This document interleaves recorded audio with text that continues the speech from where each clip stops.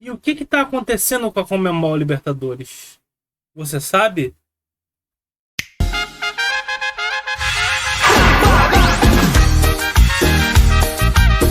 E estamos aqui hoje para reagir a um vídeo. Vou botar logo na tela esse vídeo aqui, certo? O problema da Libertadores e como resolvê-lo. Vou já deixar os créditos para o Cadu Caos FC, do proprietário desse vídeo, que fez essa matéria aqui. E eu assisti um pouco, bem pouco mesmo, tipo, já para me assustar, né? E pensar, pô, dá para gravar um vídeo aqui. Então vamos lá, galera. Vou dar play aqui. Algo está pasando en el fútbol de Sudamérica. Hay una potencia, es la brasileña. La Copa Libertadores, yo diría que la Copa Brasileirao Libertadores, ¿no? Eu creio que Pelo visto, os gringos, né? O pessoal não são gringos, são os latinos, né? Assim como nós, estão reclamando que a Libertadores está muito brasileira. Vamos lá, vamos ver o que esse cara vai falar. se pode perder contra um equipo brasileiro goleado. Tendría que haber Falou que basicamente que é fácil tomar uma goleada de um time brasileiro. Jogar contra um time brasileiro na Libertadores já é praticamente tomar uma goleada. una copa solo para los brasileños y tendría que haber, organizada por la Conmebol, otra copa para el resto de los mortales. A tendência Olha lá, o cara quer que organize uma Copa só para os brasileiros e uma outra só para os mortais, que ele falou, né? Foi isso que eu entendi. mesmo é o Brasil dominar a Libertadores. Desculpa, vai fazer o quê? Vai tirar o futebol brasileiro? Caralho. É, isso é um Eu tema bem cresci delicado. com a Libertadores tendo uma mística de que era tudo muito difícil. Era uma competição bem complicada de se conquistar. Hoje, a Libertadores está enfraquecida. Um domínio completo de times brasileiros e times de outros países que jogam futebol fraquíssimo, que na maioria das vezes é incapaz de competir com os nossos times. É com tranquilidade que eu afirmo para você que nunca foi tão fácil para um time brasileiro ser campeão da Libertadores da América. Quem se organiza É, nos últimos anos, Palmeiras bicampeão, Flamengo bicampeão, o Fluminense foi campeão também. Então, realmente, está uma predominância brasileira, né? Todo mundo sabe disso. e montar um time minimamente competitivo, já pode aproveitar a literal farm de Libertadores que tá rolando para os times brasileiros. 3 finais de Libertadores, né, cara? Atlético Paranaense e Flamengo, aí Palmeiras e Santos, e a outra foi Palmeiras e Flamengo. E estão farmando Libertadores mesmo, viu? Até o Fluminense conseguiu. Como é impressionante, cara. Como vocês tentam me derrubar, cara. Oi, eu sou o Cadu e no Até o vídeo de hoje Fluminense a gente conseguiu, vai é entender foda. por que a Libertadores está mais fácil do que nunca. E também como ela pode se tornar em uma das melhores competições do mundo com algumas mudanças. Parte 1, vamos lá. Quem acompanhou a Libertadores nos anos 90 e início dos anos 2000 sabe bem do medo que a famosa La Bombonera transmitia para o continente inteiro. Correto, tá Jogar com lá medo do caramba. era quase sinônimo de derrota. Além disso, pegar qualquer time raçudo de outros países como o Uruguai, por exemplo, era um verdadeiro pesadelo. A Libertadores sempre teve essa fama de ser uma verdadeira guerra dentro de campo. Ô, O chegou. Fabiano que o diga, né, Pablo? Ajudar na briga. Além disso, a gente também Ajudar na tinha briga, grandes essa times do foi, isso aí é futebol uma lenda, brasileiro cara. com craques espalhados aí pelos nossos gramados. Tudo isso contribuía para uma mística fantástica que envolvia a Libertadores como um todo. Eu sei que isso pode parecer saudosista, mas calma, fica até o final que você vai entender que não é saudosismo não. Nessa era de ouro da Libertadores, tinha um país que desempenhava um papel importantíssimo para a competitividade da Copa. Esse país era el México. Pô, nem me fala, cara, nem me fala do América do México, pô. Cabanhas, pô, nem me fala isso, cara. Apesar de não fazerem parte da Conmebol, os times mexicanos eram convidados a participar da Libertadores, e foi assim até o ano de 2016, que foi o último ano que eles participaram. E mesmo nenhum deles nunca tendo ganho uma Libertadores, eles tiveram grandes campanhas, com 3 finais e várias semifinais. Quem viveu sabe que era bem difícil pegar um Chivas Guadalajara, um Tigre, Pumas, o América do México, Ah, não, né, América do México flamenguista? Ah, vai se fuder, mano. acabei de falar. América do México. É impressionante o grau de maldade Não que quero vocês falar têm. sobre isso, não. Então você junta os ótimos Arrependi times de fazer brasileiros os cast. com ótimos times mexicanos, com ótimos e dificílimos times argentinos, mas uma LDU na altitude aqui, um Nacional do Uruguai organizadinho ali. Pronto, você tem o molho de uma competição com vários times brigando mais ou menos no mesmo nível e uma competição muito mais coesa do que a gente tem hoje em dia. Se você pegar um recorte da Libertadores de 2000 até 2010, por exemplo, você vai ver que tem 5 títulos argentinos e 3 brasileiros. Mas você também vai encontrar títulos vindo do Equador, do Paraguai, da Colômbia, algo que é totalmente impensável nos dias de hoje. Afinal, quando começa a Libertadores, os favoritos são muito claros. Todos os brasileiros, Boca, River. O resto é resto. Você nunca vai ver nem o Sormani da vida chegar e falar assim: olha, mas viu, o Peñarol agora nessa temporada 2024 vem forte o Peñarol, hein? Ah, não sei. Talvez o Sormani fale isso. É o Sormani, né? Então, tendo tudo isso em mente, a gente sabe que era muito mais difícil para um time brasileiro chegar numa final de Libertadores. São Paulo em 2005, por exemplo, foi campeão da Libertadores enfrentando só 2 times brasileiros no mata-mata. Já o Inter de 2006 enfrentou só um time brasileiro e foi na final o próprio São Paulo. E em 2010, quando foi bicampeão da Libertadores, o Inter eliminou meu Tricas na semifinal, malditos! Mas também foi o único brasileiro que o Inter pegou durante essa campanha. Nessa época, os times brasileiros já apresentavam sim uma superioridade em relação ao resto do continente. Porém, não era nada tão discrepante quanto a gente tem hoje em dia. E quando a gente pega e adiciona o ambiente hostil nessa equação, tudo fica muito mais equilibrado. O que é o ambiente hostil? É você estar num ambiente nada favorável a você. Para pensar, é muito mais difícil jogar fora de casa no interior do Chile, por exemplo, com a torcida pertinho do campo, de repente cantando super alto, lugar difícil de chegar, ou na altitude, contra um time que já é mais desconhecido para você também, do que jogar em um estádio, em uma cidade, contra um time que você tá sempre jogando. Por exemplo, pro Palmeiras é muito mais fácil jogar no Beira-Rio do que para um lugar desconhecido como eu descrevi. Pro Fluminense, é muito mais comum jogar na Arena da Baixada contra o Atlético Paranaense do que ir para um lugar muito mais hostil e desconhecido. Então, quando você adiciona tudo isso, né, a disparidade dos times brasileiros ser menor em relação aos outros times, ter muito mais jogos em ambiente hostil e diferente, desconhecido do que temos hoje em dia, e também muito menos jogos entre brasileiros, tudo isso combina para a Libertadores virar o que está virando hoje. Mas um fator que contribui ainda mais para o enfraquecimento da Libertadores é a banalização das vagas. Olha só, nas últimas 5 edições da Liberta, a gente teve 5 campeões brasileiros. E 3 dessas 5 finais foram entre 2 times brasileiros também. Mesmo uma dessas finais sendo um dos jogos mais horrorosos que eu já vi na minha vida. Nossa, esse Palmeiras e Santos, puta que... Nossa... Que jogo horroroso. Papo reto, que jogo horroroso. Palmeiras e Santos na Libertadores 2020, ninguém merece assistir aquele jogo, cara. Mas por que tantos times brasileiros? A gente tem 2 fatores para isso. O primeiro deles é a banalização. Hoje, o Brasil tem 7 vagas garantidas para Libertadores da América. É muita vaga. Sendo que 5 dessas 7 já são direto na fase de grupo. Não é só porque é um país maior e tem que ter mais vagas. Eu não concordo muito com isso também, não.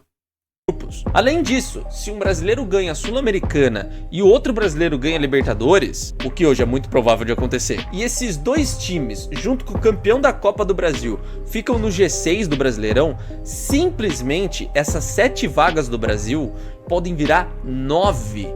O G6 que leva para Libertadores pode virar G9. Isso aí é tão maluco que possibilita que um time, no mesmo ano, brigue para não cair durante o campeonato, de repente se recupera um pouquinho no final e consiga até uma vaguinha para Libertadores. Em 2017, o meu São Paulo brigou para não cair o ano inteiro, recuperou no final e terminou a competição em 13º, se eu não me engano, a 4 pontos de distância pro 9º colocado do Brasileirão. Aquele time merecia ir pra Libertadores? Não. Ele ia agregar alguma coisa na Libertadores? Não. Isso só faz com que a competição fique lotada de times brasileiros, mesmo que boa parte desses times nem mereça estar lá e também vá banalizar a competição. Mas por que a Conmebol dá tanta vaga para brasileiro? Esse é o segundo fator, o fator econômico e futebolístico. O Brasil é inegavelmente tem dinheiro envolvido no bagulho, né?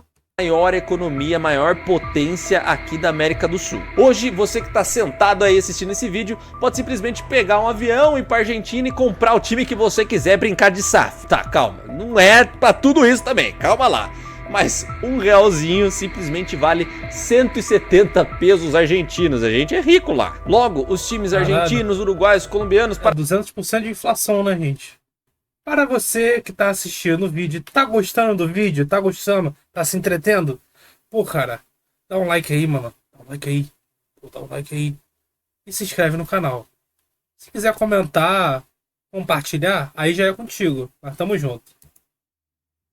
Paraguaios, todo o resto do continente não tem simplesmente a mínima condição de competir com os poderes financeiros dos times brasileiros. Principalmente quando se trata de Flamengo e Palmeiras, que são os dois mais organizados financeiramente. O futebol brasileiro hoje é infinitamente superior ao resto do continente, pagando salários milionários, trazendo estrelas que antes eram impensáveis de jogar aqui, como o Luis Soares, por exemplo, e montando ótimos times. Então, a Conmebol... realmente trazer o Luis Soares foi meio que o auge do futebol brasileiro, tá ligado?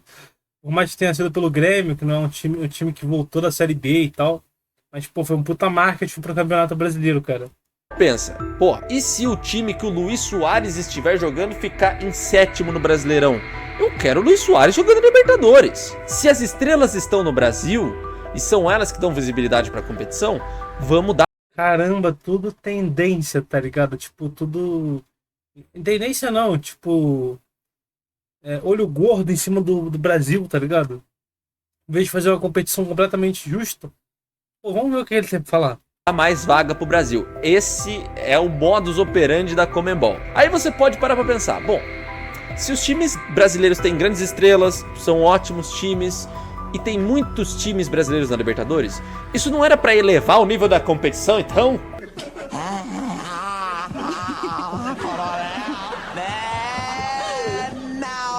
Pega o exemplo da Premier League. Ela não é boa só porque tem excelentes jogadores.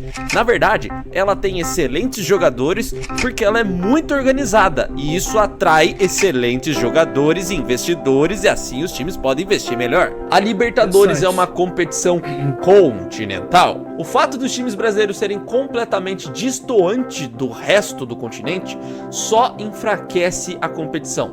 Imagina só que chato você ligar uma Champions League pra assistir sabendo que todo ano vai ter uma final entre times ingleses ou que um time inglês vai ser sempre campeão. Fica sem graça. Hoje, já não é nenhum pesadelo jogar contra o Boca na Bombonera, por exemplo. Não dá medo nenhum de encontrar um ambiente hostil num lugar mais desconhecido, assim, do nada, sabe? Os times brasileiros só precisam se organizar minimamente para superar com tranquilidade o resto do continente. Por isso que é muito comum ouvir hoje em dia que a Libertadores virou uma Copa do Brasil. Já eu vou até mais longe do que isso. Eu digo com tranquilidade que a Copa do Brasil atualmente é até mais difícil de conquistar do que a Libertadores. Não me leve a mal, eu não... Caramba, realmente, cara. Se eu for parar pra pensar, é isso mesmo. Não tem muito por onde fugir, tá ligado? E é isso, cara. Tipo, a Copa do Brasil tem aquela dificuldade, né, de você jogar nos primeiros jogos, pra quem joga a primeira fase, por exemplo, enfrentar um Souza da Paraíba e ser eliminado, tipo Cruzeiro. Pô, tem isso, tá ligado? Na Libertadores isso já não é tão impactante, né? Não tô tirando o peso da Libertadores. A Libertadores sempre foi, é e sempre vai ser a principal conquista que um time sul-americano pode ter, tirando o Mundial. Mas dá uma olhada na campanha da Copa do Brasil do São Paulo e compara com a Libertadores do Fluminense 2023. O São Paulo passou por Sport, Palmeiras, Corinthians e Flamengo. Já o Fluminense passou por Argentinos Júnior, Olímpia, Internacional e Boca. Você realmente acha que o Argentinos Júnior dá mais trabalho que um esporte organizadinho na Ilha do Retiro? O Olímpia é mais difícil que o Palmeiras? Até o Corinthians, sendo treinado pelo Luxemburgo, um ex-técnico em atividade, dá muito mais trabalho do que os times anteriormente citados. Só não dá mais trabalho do que o Inter, que jogou a semifinal contra o Fluminense. É mais difícil. Mas olha a final da Libertadores do ano passado. O Boca chegou na final sem ganhar um jogo. Cara, como é que é possível isso? Eles não ganharam. Isso foi bizarro, cara. Eu lembro de estar assistindo. Cara, o Boca não ganhou nenhum jogo. Nem na final eles ganharam. Foi pra prorrogação.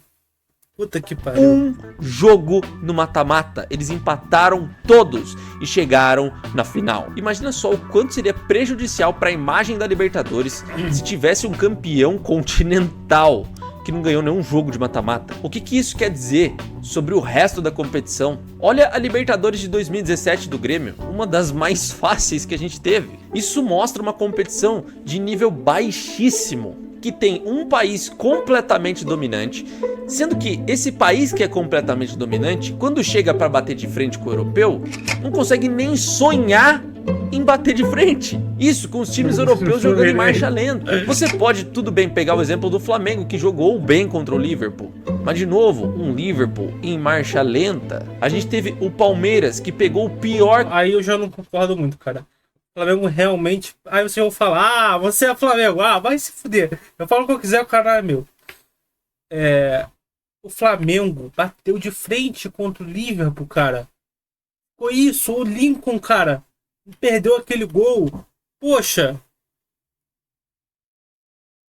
Campeão das últimas Champions aí, que foi o Chelsea. O Palmeiras também jogou bem, foi até bem covarde na minha opinião, poderia ter ganho. Mas o Chelsea também, no meio de temporada, meio que em marcha lenta, meio que eles ficam entre a gente se importa sim, mas nem tanto. Mas o que fazer diante disso tudo então, eu lhe pergunto. E eu lhe respondo. Essa eu quero saber, hein? Essa aí vale o like se for bom, hein?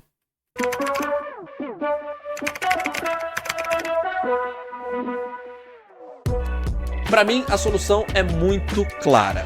Uma união da Conmebol com a CONCACAF. Isso quer dizer que teríamos times da América do Norte e América Central participando da Libertadores. Presta atenção, só os times do México e da MLS já ajudariam muito a subir o nível de competitividade da Libertadores. Ai, mas cadê? Os times da MLS são muito fracos. Cara, o futebol nos Estados Unidos vem numa constante evolução. É claro que é mais fraco que o River Plate, que o Boca, que praticamente todos os times brasileiros, sim. Mas olha os jogadores que tem na MLS. Sérgio Busquets, Suárez, o Messi está na MLS, Chiellini, tem o Carlos Vela, o Insigne, seleção italiana. Eles já tiveram Ibrahimovic, já tiveram Wayne Rooney. Olha só de marketing e os caras aposentados.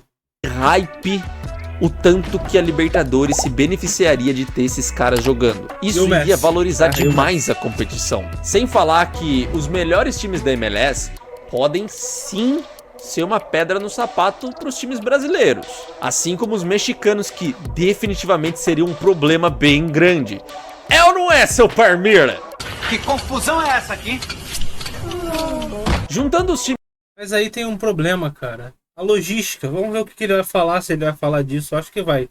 das duas confederações iria inflar bastante o número de times participantes da Libertadores. Isso possibilitaria uma distribuição de vagas muito mais justa e menos banalizada, assim não sendo possível que o 9º colocado do Brasileirão se classifique para a Libertadores. E isso deixaria tudo muito mais competitivo também, com os times brasileiros tendo que viajar e enfrentar ambientes hostis completamente desconhecidos, times diferentes do que está acostumado, além de possibilitar o Brasil receber grandes estrelas em seus gramados, os caras que jogam na MLS, alguns que jogam no México também. Ai, mas o Cadu!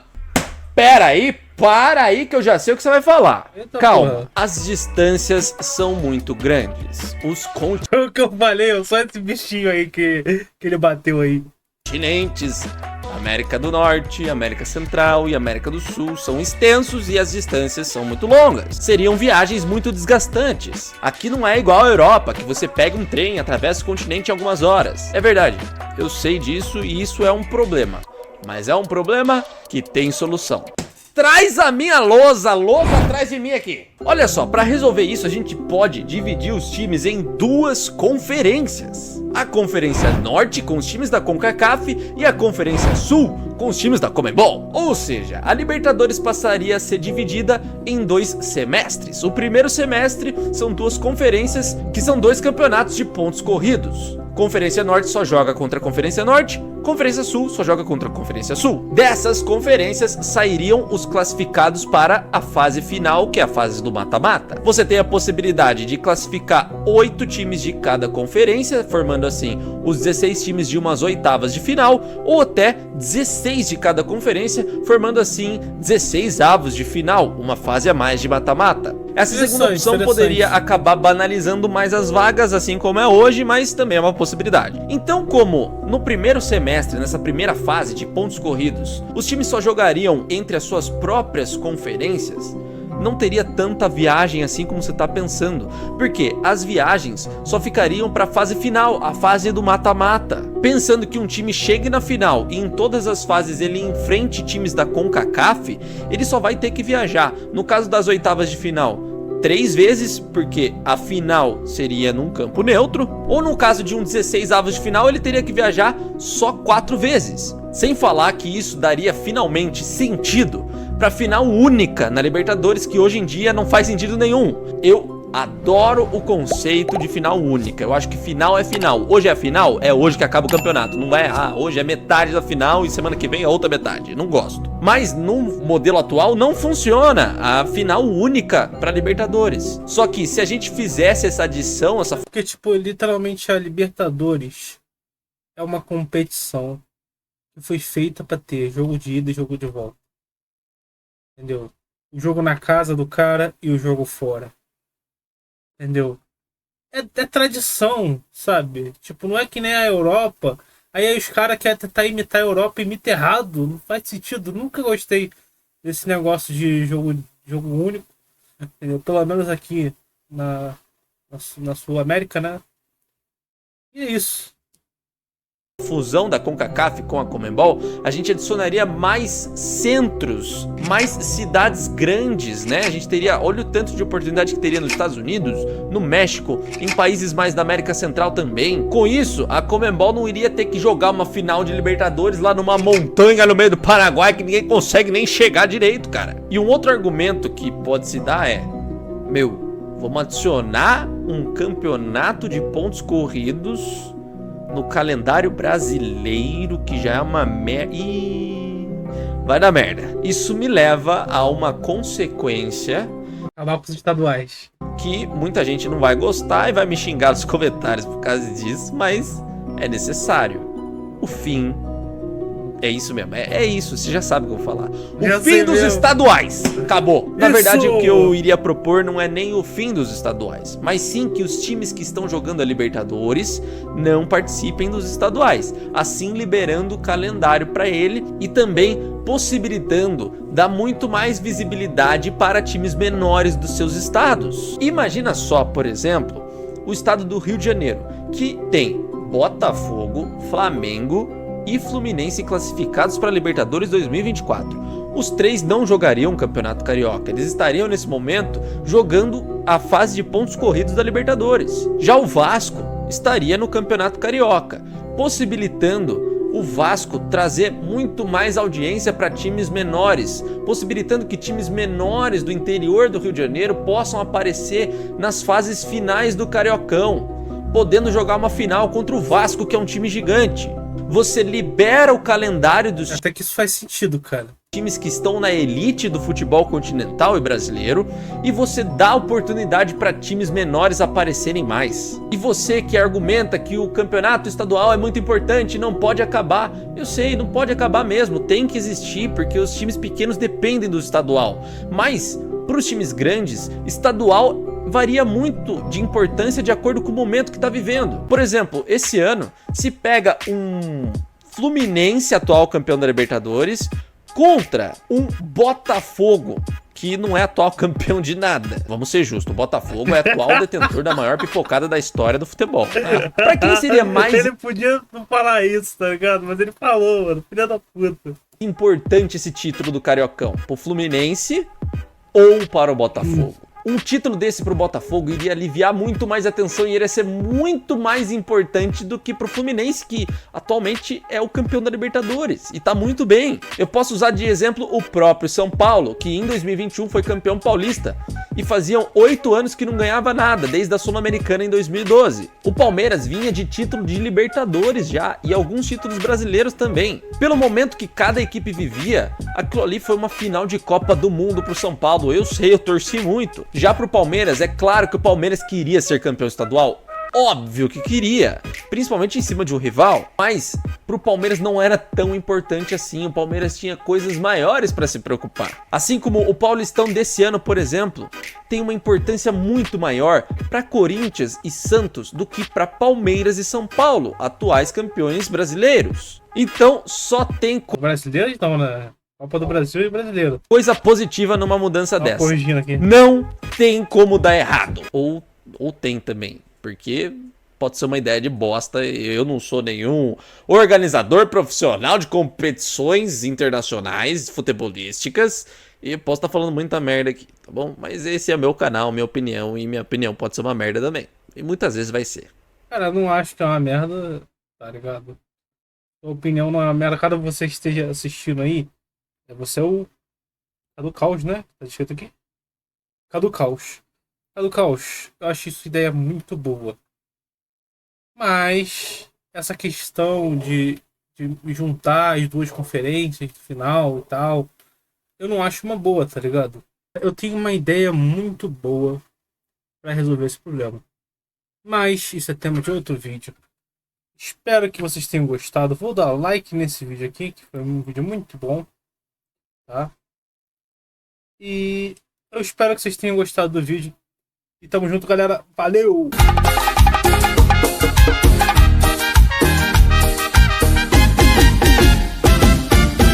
No vuelvas más, ya no te quiero ver.